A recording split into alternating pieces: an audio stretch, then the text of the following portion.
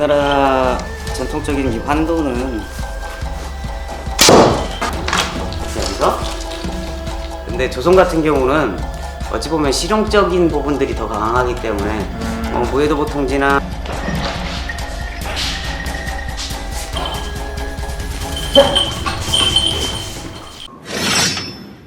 칼이 그 재원이 굉장히 다른 것 같아요. 본도 형태가 날길이 73cm 정도의 칼을 쓰거든요. 가장 보편적으로 많이 등장하는 환도 같은 경우는 이 정도로 짧아요. 비교하면 지금 칼이 엄청 짧아요. 거의 와키자시 수준인 것 같습니다. 기자시보단 조금 길어요. 와키자시보단 깁니다. 외수 쌍수를 겸양해서 사용할 수 있는 게 특성이거든요. 빠르게 동작을 펼칠 수 있는 게 한선이거든요. 힘을 더 보강해야 할 때는 거의 손을 붙여잡아서 두 손으로 한 번 잡는 것과 양손, 그러니까 외수로 칼을 잡는 것 개념 자체가 완전히 성질이 다른 형태거든요.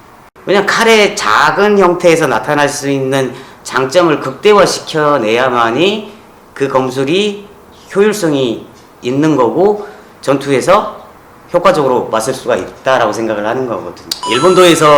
일본도를 활용하는 거합 쪽 개념에서 가장 많이 보편적으로 나오는 기법이 대각선으로 베는 가사베기라고 하는, 우리나라 무예도 보통지나 등등등등등의 권법에서 보면 아래에서 위로 걸쳐서 베는 칼의 움직임이 짧지만 아주 강력하게 등장을 해요. 뭐 저기 나타나서 왔다 그러면 환도는 이제 규격이 짧기 때문에 아주 가볍게 파고들어서 밀어 들어가거나 상대방을 아래에서 위로 파고 들어가는 형태들의 움직임들이 훨씬 더 섬세하게 쓸 수 있다는 거죠. 물론 일본도 거합에서도 아래에서 위로 올라가는 걸쳐배는 올려배는 기법이 존재는 해요. 하지만 그거보다 훨씬 더 빠르게 쓰는 게 짧은 칼로 돌리는 거예요. 칼이 아래에서 위로 올라갈 수 있는, 빠르게 올라갈 수 있는 그 특성이 칼이 짧을 때 더 효과적이에요. 그럼 박사님 이제 우리 배기를 한번 해볼까요? 네네네.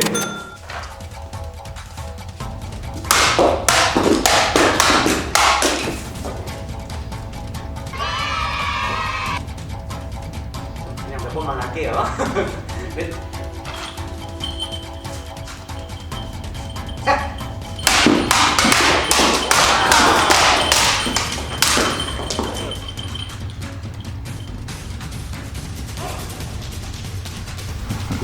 몇 번 맞춘다면서 너무 많이 하신 거 아니에요? 이것만 뽑는다. 나도 거리 조절을 한다. 그러면 와서 거리 보고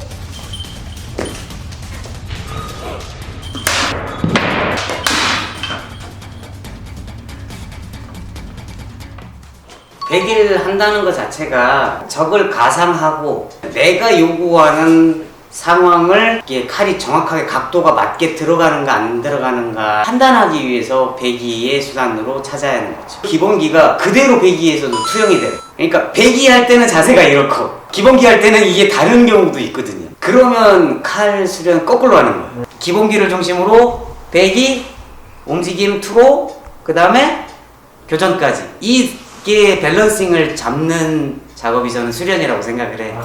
어차피 배기술은 가만히 있는 물체를 베는 것 밖에 안 돼요. 얘가 가만히 있으면 나라도 움직여서 베어줘야 되거든요. 그래서 저도 그런 식으로 항상 수련 영상들을 올리고 있습니다.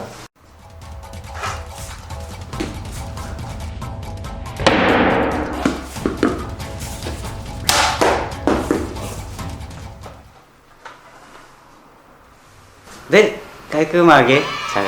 되게 무거운 칼인데 잘 쓰고 계시는 거예요. 그런데 이제 시간이 지나면 무게가 무거운 칼이 50이 넘어가면은 어깨와 손목과 그 중간 관절에 굉장한 무리가 많이. 거기에서 어떻게 자기 수련을 더 오래 풀어갈 수 있을까 고민을 또 더 하셔야 할 거예요. 저는 50대가 걱정이 됩니다. 이거 계속 해야 되는데. 입었던 다 보셔가지고 많고 그다음에 그러니까 이거 제일 불편한 게 일단 상대방이 어떤 움직임을 하면 이거는 다음 자방죠.